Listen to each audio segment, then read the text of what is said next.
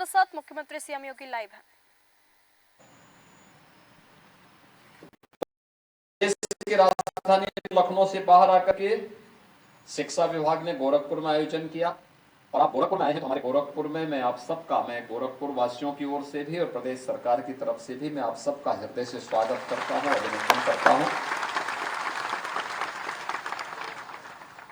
आज शिक्षक दिवस है और गुरु परंपरा का सम्मान का दिवस भी है। ये भारत के द्वितीय राष्ट्रपति डॉक्टर सर्वपल्ली राधाकृष्णन जी की पावन जयंती का यह अवसर होता है हम सबके लिए। यद्यपि गुरु पूर्णिमा हम लोग व्यास पूर्णिमा के अवसर पर आयोजित करते हैं, लेकिन स्वतंत्र भारत में जब इस महान शिक्षक को, जिनकी शिक्षा के क्षेत्र में एक उत्कृष्ट शिक्षक के रूप में, दार्शनिक के रूप में उनकी सेवाओं के लिए उन्हें भारत सरकार ने अपने सर्वोच्च नागरिक सम्मान भारत रत्न से भी सम्मानित किया। काशी हिंदू विश्वविद्यालय के कुलपति के रूप में भी उन्होंने अपनी सेवा एक लंबे समय तक दी।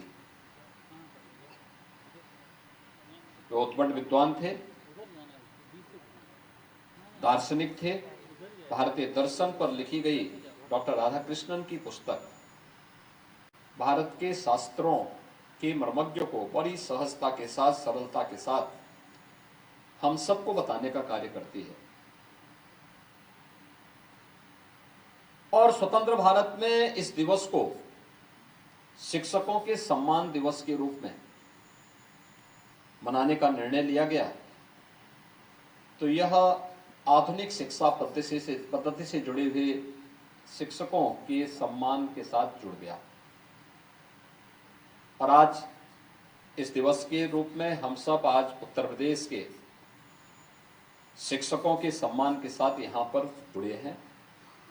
देश भर में अलग अलग राज्यों में भी, जनपदों में भी, स्कूल स्तर पर भी ये कार्यक्रम आज आयोजित हुए होंगे या हो रहे होंगे। भारत गुरु परंपरा को सम्मान देने वाला देश रहा है। हमने परंपराओं को सम्मान दिया है और गुरु कबीरदास जी ने तो यहां तक कह दिया कि गुरु गोविंद दो खड़े काको लागे पाए। यानी गुरु और गोविंद दोनों खड़े हों, गुरु और भगवान दोनों साथ में खड़े हों, तो पहले किसको मैं प्रणाम करूं? तो इसके लिए उन्होंने कहा कि नहीं, पहले मुझे गुरु को प्रणाम करना चाहिए, क्योंकि उसी ने मुझे भगवान तक पहुंचने का मार्ग बताया है। हमारे शास्त्र भी हमें कहते हैं गुरु ब्रह्मा गुरु विष्णु गुरुदेवो महेश्वर, यानी ब्रह्मा, विष्णु और महेश के समतुल्य एक गुरु को रख करके इस पूरी परंपरा के प्रति श्रद्धा का भाव रखने का, क्योंकि हम सब इस बात को जानते हैं कि बिना श्रद्धा के ज्ञान नहीं आ सकता। श्रद्धावान लभते ज्ञानम, श्रद्धावान ही ज्ञानवान हो सकता है। जिसके मन में श्रद्धा का भाव नहीं है तो ज्ञानी नहीं हो सकता, और जो ज्ञानी नहीं हो सकता है वह जीवन में कुछ भी प्राप्त नहीं कर सकता है। केवल डिग्री लेने से, सर्टिफिकेट लेने से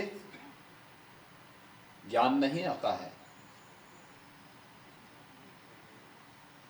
लेकिन श्रद्धावान बनने के लिए हमें भी परिश्रम और साधना करनी होती है, कठिन मार्गों से चलना होता है। एक मूर्ति तब बनती है जब अब पत्थरों को हथौड़े की मार को सह सह करके उसको एक स्वरूप दिया जाता है। वो साधना का मार्ग है। साधना का मार्ग कठिन होता है, लेकिन सर्वोत्तम भी होता है, उसके फल अच्छे होते हैं, परिणाम अच्छे आते हैं, और उस साधना से तपा हुआ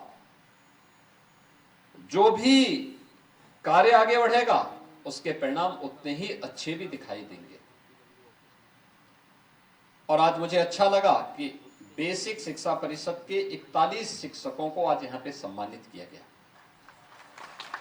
41 अलग अलग जनपदों से हैं और माध्यमिक शिक्षा के 11 और 2 ऐसे भी विद्यालय हैं जो स्ववित्त पोषित हैं। मुख्यमंत्री शिक्षक पुरस्कार के रूप में उन 2 विद्यालयों का चयन किया गया है। कुल 54 शिक्षकों का आज यहाँ पे एक साथ सम्मान हो रहा है और ये सभी अभिनंदन के पात्र हैं। और मैं तो दोनों से कहूंगा, माध्यमिक से भी बेसिक से भी, कि जिन शिक्षकों को हम सम्मानित दे रहे हैं, राष्ट्रपति पुरस्कार से सम्मानित होते हैं या राज्य पुरस्कार से या मुख्यमंत्री उत्कृष्ट शिक्षक सम्मान से सम्मानित होते हैं, हम जब SCERT की पुस्तक बनाते हैं तो उसमें इनकी सेवाओं को, इनका सहयोग उसमें लिया जाना चाहिए, क्योंकि यह इनका जो अनुभव होगा, उनके द्वारा किया गया जो कार्य होगा वो उसमें सहायक होगा।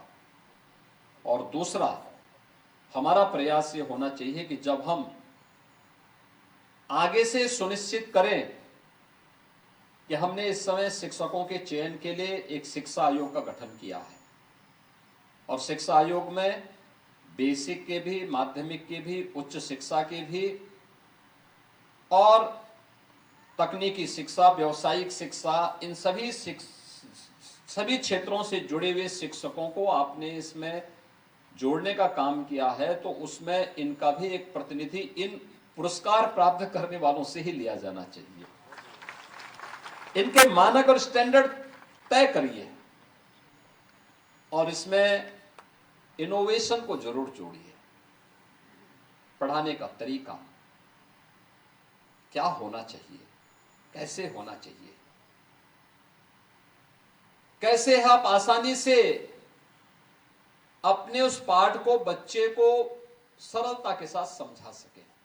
आसान पद्धति को निकालना, उसके लिए निरंतर शोध करना, निरंतर प्रयास करना। एक शिक्षक अचानक शिक्षक नहीं होता, बन पाता है, उसके लिए इसके लिए प्रयास करना होता है। और ठीक बात है, उसको डिग्री लेनी होती है, डिग्री लेने के बाद भी निरंतर अभ्यास करना होता है, उसको नए तरीके सोचने पड़ते हैं हर समय कि कैसे इस पाठ को मैं सरलता के साथ, इन सूत्रों को सरलता के साथ, इस अध्याय का सरलीकरण करके बहुत संक्षेप में, लेकिन उसको मैं पूरा उसका सार उस बच्चे को समझा सकूं। पढ़ाने का तरीका ये नहीं हो सकता है कि हम पुस्तक खोल लें, पुस्तक की एक एक शब्द को वहां पे पढ़े जा रहे हैं। आपने बच्चों के सामने उसका सार बताया, बाकी तो उस बच्चे के मन में अक्षर ज्ञान अगर उसको है तो वह स्वयं भी पढ़ सकता है। उसके दिमाग में आना चाहिए कि प्रस्तावना क्या है और इसका निष्कर्ष क्या है। बाकी अंदर तो सबको पता लगेगा ही क्या है। सरलता का सरल नियम उसके लिए तैयार करना, सरल सूत्र तैयार करना, सरल लोकोक्ति तैयार करना, सरल मुहावरे तैयार करना, सरल कविताएं तैयार करना, गीतों के माध्यम से, कविताओं के माध्यम से, गानों के माध्यम से, लोकोक्तियों के माध्यम से, मुहावरों के माध्यम से अगर उस पाठ के उस सूत्र को और सरल आप कर सकेंगे, उदाहरण देकर के अगर आप उसको और सरल कर सकेंगे, तो मुझे लगता है कि एक आप उस क्लास के लिए और उस स्कूल के एक आदर्श शिक्षक बनने की एक प्राथमिक सीढ़ी को तो आगे बढ़ाते हैं। राष्ट्रीय शिक्षा नीति ने आपके लिए एक नई मंजिल भी तय की है। केवल स्कूल में शिक्षण और प्रशिक्षण का ही काम, केवल हम अपने परंपरागत पाठ्यक्रम को लेकर के ही नहीं जाएंगे, बल्कि वहां पर हमारा कार्य होना चाहिए कि हम एक उत्कृष्ट शिक्षक बनने की दिशा में कुछ नवाचार करने की आदत भी डालें।